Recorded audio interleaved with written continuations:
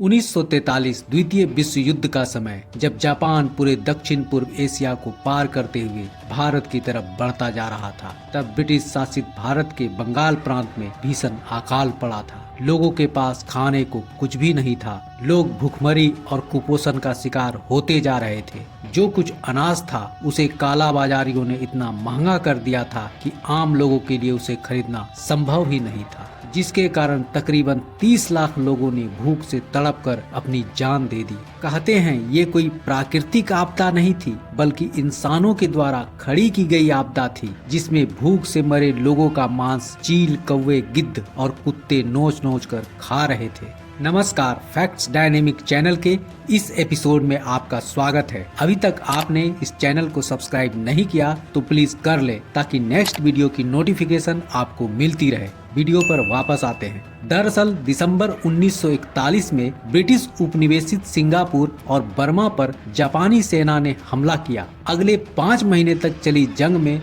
जापानी सेना ने सिंगापुर और बर्मा पर जीत हासिल कर ली और दोनों जगहों को अपने कब्जे में कर लिया। एक तरफ से जापान पूरे दक्षिण पूर्वी एशिया को पार करते हुए ब्रिटिश उपनिवेश भारत की ओर बढ़ रहा था। जल्द ही अंडमान और निकोबार द्वीप समूह पर भी जापानी सैनिकों ने कब्जा कर लिया। यह माना जाने लगा कि जापान अब बंगाल के रास्ते भारत पर हमला कर देगा। चूँकि द्वितीय विश्व युद्ध के समय कलकत्ता अंग्रेजों का मुख्य सैन्य सेंटर हुआ करता था, इसी वजह से ब्रिटिश सेना को जापानी नौसेना के हमले का डर सता रहा था। ऐसे में ब्रिटिश सरकार ने बंगाल के तटीय इलाकों में डिनायल पॉलिसी लागू कर दी।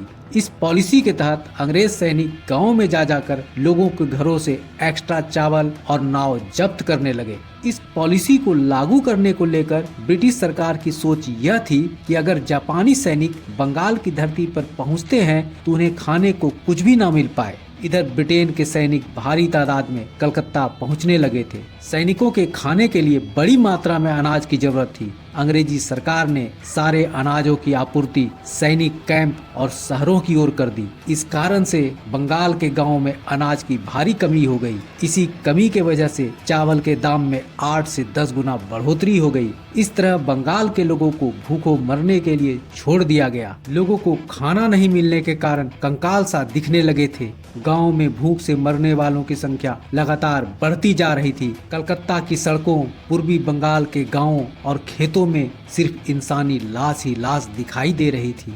एक इतिहासकार ने अपनी किताब लेट विक्टोरियन हॉलोकॉस्ट में बंगाल में भूखमरी और कुपोषण से मरने वालों की तुलना हिरोशिमा में परमाणु बम से मरने वालों और नाजी शिविरों में किए गए नरसंहार से की है। अर्थशास्त्री अमर्त्य सेन की किताब पॉवर्टी एंड फेमिन्स के मुताबिक 1943 में जब बंगाल की सड़कों पर लोग भूख से मर रहे थे, तब हर इंसानों को खिलाने के लिए सरकारी गोदाम में चावल तो काफी था, लेकिन बहुत कम लोगों के पास इस चावल को खरीदने का पैसा था। बंगाल में 1942 में आई चक्रवात की वजह से मिदनापुर और उसके आसपास का इलाका पूरी तरह से तबाह हो गया, जिसके कारण इस इलाके में अच्छी पैदावार नहीं हो पाई। लेकिन इसके बावजूद बंगाल के दूसरे हिस्से में 1941 की तुलना में इस साल चावल की पैदावार अच्छी हुई थी। मधुश्री मुखर्जी अपनी किताब चर्चिल सीक्रेट वार में जिक्र करते हैं, बंगाल के अकाल को ब्रिटेन के प्रधानमंत्री विंस्टन चर्चिल बड़ा मुद्दा नहीं मानते,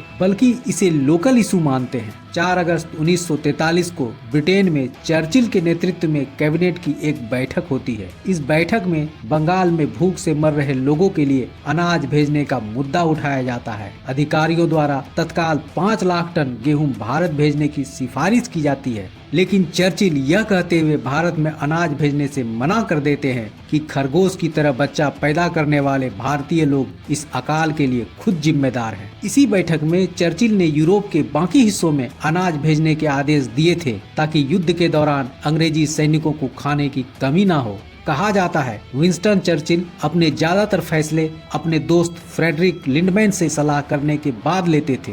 फ्रेडरिक ने अलग अलग मुद्दों पर सलाह देते हुए चर्चिल को 2000 से ज्यादा पत्र लिखे थे, जिसमें एक पत्र भारत में भूख से मर रहे लोगों के लिए अनाज नहीं भेजने को लेकर था। चर्चिल के नीतियों से ऐसा लग रहा था कि उन्हें बंगाल में भूख से मर रहे लोगों की कोई चिंता ही नहीं थी। वे सिर्फ द्वितीय विश्व युद्ध के दौरान भारत के लोगों का ज्यादा से ज्यादा इस्तेमाल करना चाहते थे। मार्च 1943 से अक्टूबर 1943 तक किसी भी अखबार को अकाल पर रिपोर्ट करने की अनुमति नहीं थी, लेकिन स्टेट्समैन अखबार ने कलकत्ता की गलियों और सड़कों पर पड़ी लाशों की डरावनी तस्वीरें छाप दी। खबर छपने के करीबन 6 महीने बाद ब्रिटिश संसद ने यह स्वीकार किया कि बंगाल विनाशकारी अकाल की चपेट में है। 1943 में बंगाल का अकाल एक ऐसा अकाल था जो सूखे की वजह से या फसल के नष्ट होने की वजह से नहीं था, बल्कि मानव निर्मित था और अंग्रेजी सरकार की गलत नीति और गंदी मानसिकता का देन था, जिस कारण करीबन 30 लाख लोगों को भूख से तड़प तड़प कर जान देना पड़ा था।